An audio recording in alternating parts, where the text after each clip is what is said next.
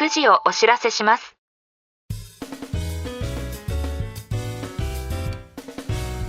This program is Whiskey Radio, Drama FM. 時刻は午後9時を回りました。金曜日の夜のウイスキーラジオ、ドラマ FM の時間です。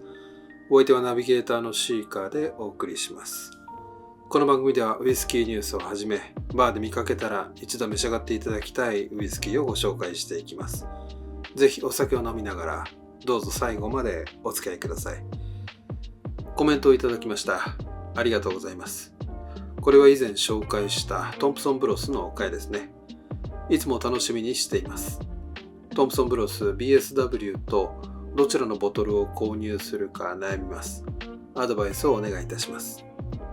トンプソンブロスはハイランド地方のドーノホキャッスルホテルの一角に設立された小規模な蒸留所であるドーノッホ蒸留所を運営する会社でボトラーズ事業も展開しています。今回はそのボトラーズ事業からリリースされた BSW と SRV5 で迷ってらっしゃるようですね。SRV5 は8年以上の熟成原酒を使用したブレンデッドウイスキーで、BSW は6年熟成原酒を使用したブレンデッドウイスキーです。この2つのうちどちらかを購入するというのであれば、個人的には SRV5 を推したいですね。フルーティーな風味とスパイスにスモーキーなピートがいいアクセントになっていて、満足感の得られるウイスキーだと思います。SRV5 は販売時期が早かったため、売り切れとなっているお店も多いようです。逃してしまう前に購入できるといいですね。それでは海外ニュースをお届けしたいと思います。アイルランドのザ・シェット・ディスティラリーがブランド初となる10年熟成のドラムシャンボシングルポットスチルアイリッシュウイスキーを発表しました。ザ・シェット・ディスティラリーはアイルランド西部リートリム州ドラムシャンボに位置する2014年創業という比較的新しい蒸留所です。創業者は PJ リグニー。世界中の蒸留文化やボタニカル、スパイスに影響を受け、伝統と革新の融合をテーマにブランドを展開しています。特に世界的に有名なのがドラムシャンボ、ガンパウダーアイリッシュジン。ジンで成功を収めた後、本格的なアイリッシュウイスキーのリリースを拡大し、現在ではアイリッシュ新世代を代表する蒸留所の一つとして知られています。そして今回登場したのが初の10年熟成ポットスチルウイスキー。正式名称はドラムシャンボシングルポットスチルアイリッシュウイスキー10年。これは蒸留所としても節目となるリリースであり、若いブランドがいよいよ長期熟成体へ踏み込んだことを意味しています。ここで重要なのがシングルポットスチルというカテゴリーです。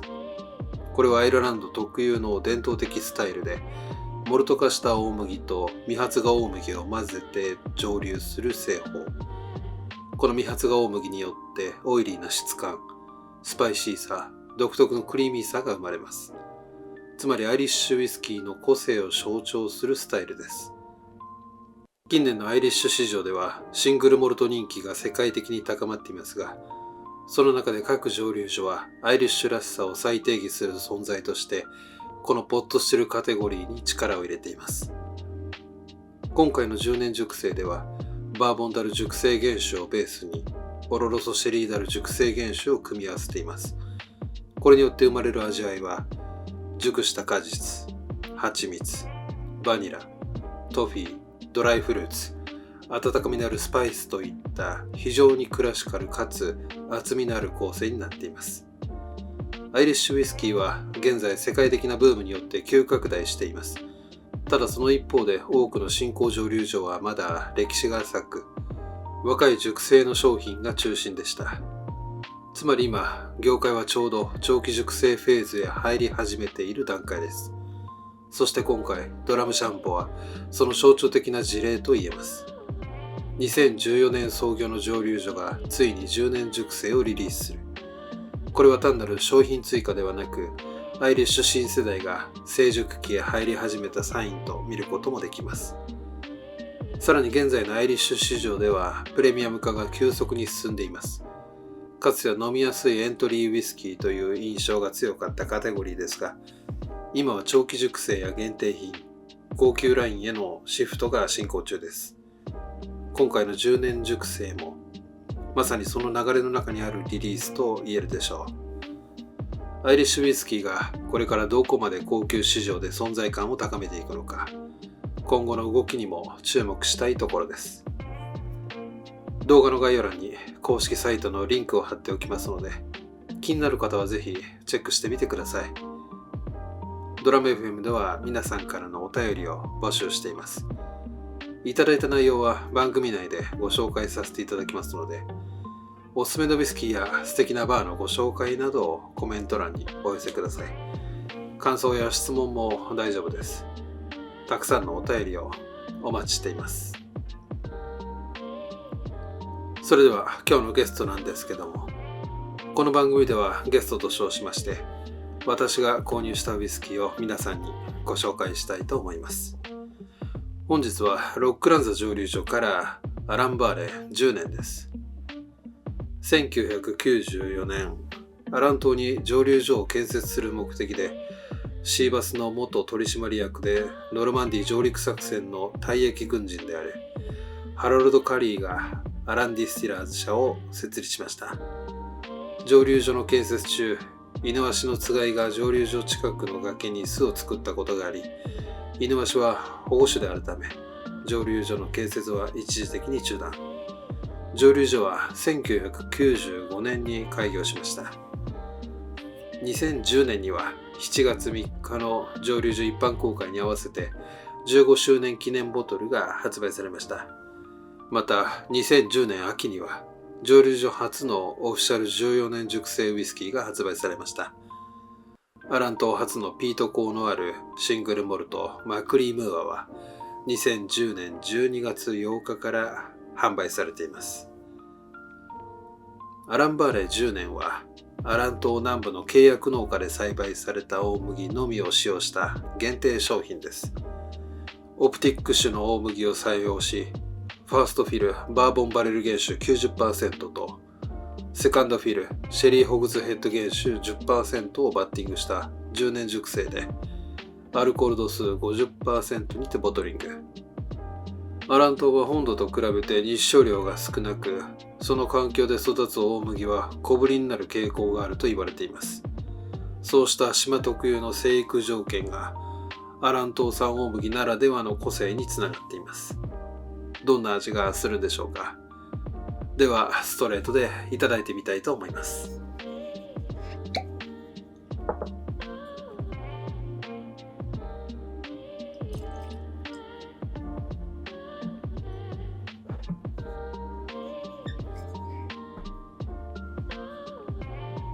はい、注ぎ終わりました。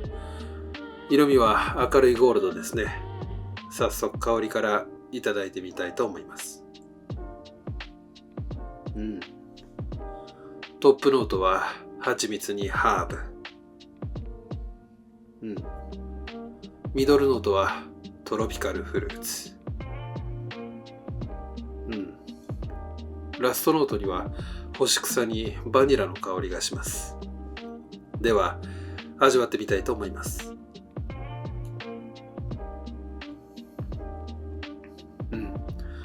口当たりは滑らかでボディはミディアム。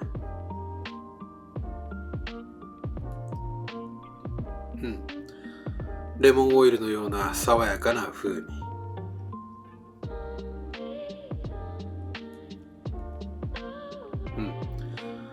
青いリンゴにパイナップルやココナッツ。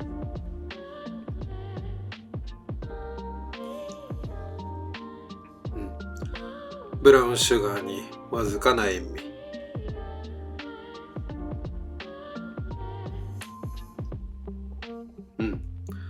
バニラのねっとりとした甘みが心地いいです。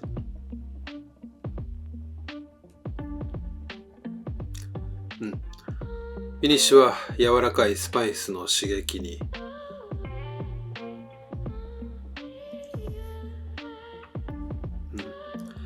ハーブの芳醇な香りとドライな余韻が程よく続きます。これはかなり秀逸ですね。火の打ちどころがありません。とにかく香り高く、フルーティーでリッチな甘さ。フィニッシュは打って変わってくどさがなく、ドライでさっぱりと割るよい。バランスの良さが光ります。驚いたのが含まれる油分が様々な味わいをうまくまとめている点です。非常に満足できる一杯でした。ぜひストレートでおすすめしたいですね。もしバーで見かけることがありましたら、ぜひ召し上がってみてはいかがでしょうか。そろそろお時間となりました。次回のゲストはティーリング蒸留所からソムリエセレクションのアレンテージョホワイトワインカスクフィニッシュをご紹介したいと思います。このラジオが気に入っていただけましたら、コメント、高評価、チャンネル登録をよろしくお願いします。それでは良い週末を。お相手はシーカーでした。